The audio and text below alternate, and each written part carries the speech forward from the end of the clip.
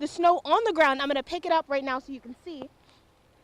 Powdery. Starting to peek through the two illegally parked cars to see if there's any oncoming traffic. I'm sorry for the singing, but I'm taking out this time to give you a piece of my mind. He was an innocent bystander sitting on one of the benches behind me when someone shot him. Joseph Martinez will serve 25 years to life in prison after a jury convicted him of 2 counts of first-degree murder. Replacing it with barriers like these that still separate the bike lane from... 2 people have serious injuries, and neighbors tell me that they saw 2 people being carried out by FDNY. All stopped within the first few minutes of this operation. Police say the message they're trying to send is simple. One of the most dangerous sex offenders in our state, classified as most likely to reoffend. 14 children were evacuated from 2 daycares on the first floor of the building.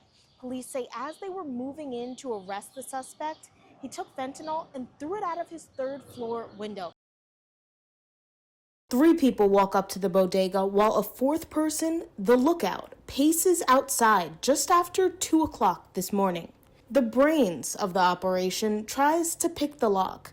When that doesn't work, he shatters the glass. By sunrise, the owner is left to pick up the pieces. We're feeling sad, to find the store is broken. Once inside, they steal the register, headphones, tobacco, speakers. They took like 3 charger, iPhone charger. Inside less than 3 minutes, crossing everything off their bodega theft list. But the thieves forgot one thing. Oh, you found it? Yeah. Outside? That was on the block. A neighbor found one of the stolen items that was dropped just steps from the bodega. The owner says about $7,000 in cash and merchandise were stolen. And on top of that loss, he now has to replace this shattered glass door. He calls it a major financial setback. These people, they don't get money now. They don't get paid. And he's worried how he will pay his employees. He's owned the store for 3 years and says he's built a strong relationship with the community. He believes the thieves aren't from the area, but if he comes face to face with them. I will talk to them and say, listen, why you do that? Tell me what the reason. You need help, I will help you. You need a job, we'll try to find a job for you. But you have to be nice, you have to be honest. Riding dirty? Think again. Sorry, the reason for the stop is you have no front plate in your car, and you have a plate cover in the rear of your plates. Patrolling with multiple agencies on the RFK bridge. We're going after the motorists that think that they can break the law and not face any consequences. Using license plate scanners to identify suspicious vehicles in real time that alert the officers up ahead. King William Larry, the Ford. Aiming to crack down on ghost plates. Fraudulent, altered, or stolen license plates, or commonly referred to as ghost plates. These license plates cannot be picked up by the toll cameras or the traffic cameras. With a row of more than a dozen cars, all stopped within the first few minutes of this operation, police say the message they're trying to send is simple. It's about accountability. Drivers can face tickets, back tolls, repossessions, and in some cases, even arrests. If the license plate is altered, it could be a crime, and the motorist could be arrested. Last year alone, state police issued more than 3,000 tickets and found more than a dozen stolen vehicles through these enforcements. Now they're hoping to surpass those numbers this year. The cloudy view from Tiffany Thorpe's bedroom window, one she says rarely opens. She lives in NYCHA's Bronx River houses, overlooking the Cross Bronx Expressway. The grime and debris that coat the glass are why she keeps it shut. You smell things that are like chemical. Thorpe has lived here for 8 years with her young children, some of whom have since developed environmental asthma. I know that the environment is not well, so, but I was hurt as a mom. I was very sad. Unable to move, she's had to adjust her daily routine, now giving her children medication twice a day. After long periods of time of breathing in the air, they begin to wheeze or cough. With separate construction already underway right outside her window and the Cross Bronx work expected to start in the spring, Thorpe worries her children's health will only get worse. Other neighbors echoing this same concern are now calling on state officials to step in. Our governor should come out and take a walk to see what other alternatives that can happen. The State Transportation Department wants to replace or renovate 5 bridges across the Cross Bronx. Bridges which they say are more than 70 years old. But opponents say the project would add more lanes, pushing the expressway even closer to their homes. Residents worry the damage will be irreversible, lasting for decades. Nobody said it doesn't need to be fixed, but it has to be a better way that it can be, you know, a little more healthier for our community. A wave of joy fills the room as dozens of signs read por fin. Finally, Dylan Contreras is free. Quisiera haberme traído a todos. Taking his spotlight to thank the people that helped him for 10 months, while remembering those still detained without a strong backing. Because as much as I'm happy that I'm free and I'm out here, I'm still sad that there are people still in there unjustly that deserve to be free as well. In May, the 21-year-old was a freshman at Ellis Prep in Marble Hill, an English learning school for students that have recently come to the United States. After a routine immigration hearing, he was arrested and held in ICE custody until now. Today, he stood alongside political leaders condemning ICE, saying he came here legally. This is a city that does not stand for high school students being taken away from the life that they should have. This was never about safety. This was about harm, chaos. Fear and bias, particularly towards black and brown immigrants. Contreras is able to sleep in his own bed, but now he wears a GPS tracking device on his ankle. A Department of Homeland Security spokesperson said he will receive due process, and if a judge finds out he has no rights, he will be removed. His legal team says their fight is far from over. The release would not have happened without advocacy from the community at large in New York City.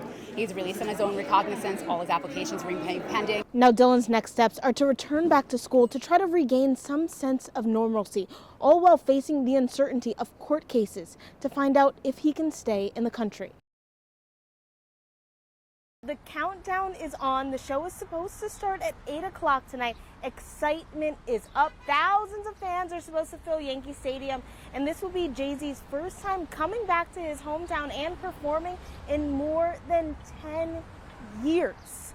Crews have been working around the clock to get everything ready, from building the massive stage to finalizing the lighting and sound checks. And the hype has been building all week. Just yesterday, fans lined up outside a Jay-Z pop-up shop to get their hands on exclusive merchandise ahead of the show. The 3-night homecoming celebrates the 30th anniversary of Reasonable Doubt, the album that launched Jay-Z's legendary career. One fan told me he's going to the concert tonight as Jay-Z is one of his favorite artists. It's just a dope experience, you know, very young. He was about 9 years old. So, yeah, didn't understand much, but, you know, seeing the atmosphere that everybody else should join in, you understood it and they grow with you. So 30 years later, I feel like I'm the fan from still then, you know? I could relate to it more that I'm older.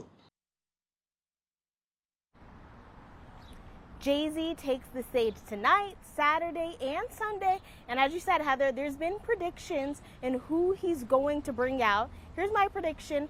I'm sorry for the singing, but I'm taking out this time to give you a piece of my mind. That is what Mary J. Blige sung in Can't Knock the Hustle in the 30th anniversary album. So he has to bring out Mary J. Oh my God, Jodi, you're just killing it this morning, first of all, with all these lyrics. But I do want to say, one of our producers brought out a good point. He said possibly Eminem. Now, I don't know. Mary J. Blige, Eminem, Beyonce, Alicia Keys. We got a lot of things to look out for tonight, because if so, you better get those tickets. You better secure those tickets so you can bring us the news firsthand on who's taking the stage. Yes, Heather, I just need someone to go with. I'm going to start texting people to find out who can come with me. It's a place where you come for advice, get a shape up, and often leave with a mentor. You might even find yourself talking shop with Francisco James, but everyone here calls him Troy. You're getting a full force. If you notice, he's not gonna. Crawford is sneaky, man. If you look at, If his accent didn't give him away, he's Jamaican American. He came to New York in 1991, renting out a barbershop booth for nearly a decade. By coming in early, and staying late, he eventually opened up his own shop in Bushwick. But his story really begins at age 13, when a friend got his hands on a pair of clippers. We start doing each other here like once a week, just to stay fresh. Decades of perfecting his craft. Put that time into the haircut so it could come out properly. You can learn how to cut your hair, but it's not going to be a Troy hair. That attention to detail has customers booking him months in advance. He has his friends flew in and he's getting married, so he tell them, don't get no haircut. I want one guy to cut all of your hair. He's cut hair for generations of families, seeing them before birthdays, graduations, and other milestone moments. Over the years, customers became family, and at home, Troy is also a father. He says his daughter has already started doing hair. Who knows? My daughter probably working here one day. You know, she have to ready to take it serious. As for passing down the torch, he says retirement isn't even on his radar for at least 10 years. But when that day does come, it's certain that whoever steps in will be inheriting a long and respected legacy. Joseph Martinez will serve 25 years to life in prison after a jury convicted him of 2 counts of first-degree murder. There were tears in the courtroom from the Soriano family as the judge read that sentence. And afterwards, they tell me this is just a fraction of the justice they've been looking for more than 20 years. Family members addressed the court remembering Minnerlise Soriano as a young girl with a bright future that was taken far too soon. Joseph Martinez, but you likely know him as Jupiter Joe, was convicted of sexually abusing and strangling 13-year-old Soriano, then throwing her body in a Co-op City dumpster back in 1999. The case was a cold case for more than 20 years. Then it was solved using familial DNA from Joseph Martinez's father. Soriano's father called Martinez a monster.